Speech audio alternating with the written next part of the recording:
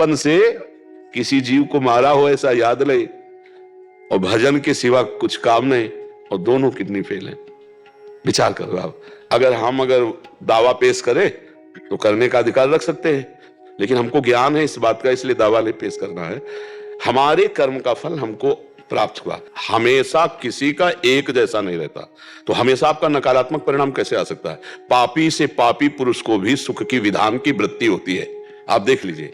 पापी से पापी भी पुरुष का ऐसा नहीं है कि वो दुखी भोगे, उसके भी जीवन में आनंद आता है, सुख आता है, उल्लास का अवसर आता है। तो आप इतना तो मत कहिएगा कि पूरे जीवन का परिणाम ये है कि हम धर्म से चलते हैं, कोई पाप कर्म नहीं करते, पर नकारात्मक ही उत्तर आता है, ऐसा नहीं।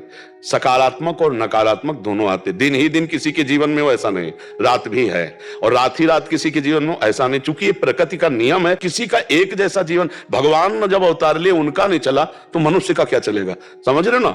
कितना सुंदर बढ़िया जनकपुर से ब्याह होके आ रहा है राम जी का। दशरथ जी आनंद मगन फूले, पूरी अयोध्या फूली। अब ये हुआ कि कल सुबह राज्याभिषेक कर दिया, समय के 14 वर्ष का वनवास निश्चित हो जाता है नहीं। तो इसलिए भाई हम पहले, इसलिए कि आप ऐसा कहेंगी तो सबको लगेगा कि क्या यार परिणाम है, वो धर्म से चल रही और परिणाम नकारात्मक आता है। ऐसा नहीं, ऐसा बिल्कुल नहीं है। जो हमारे पूर्व जन्म में कुछ शुभ और कुछ अशुभ, उससे निकाल कर ये शरीर बना है।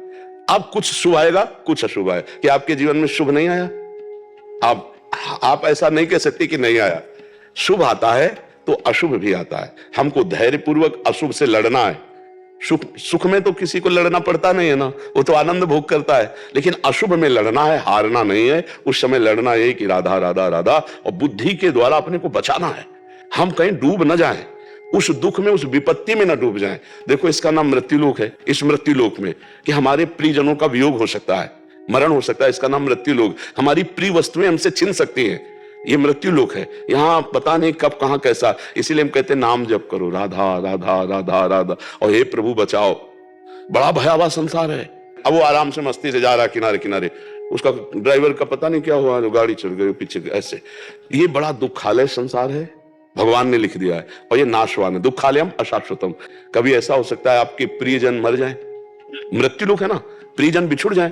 कभी ऐसा होता है प्रियजन मिल जाएं। तो हमको बहुत संभल के चलना है। इसलिए नाम जप करो, दुख से लड़ना सीखो, सुख में भूलो मत, ऐसे अपनी जीवन यात्रा को काटो।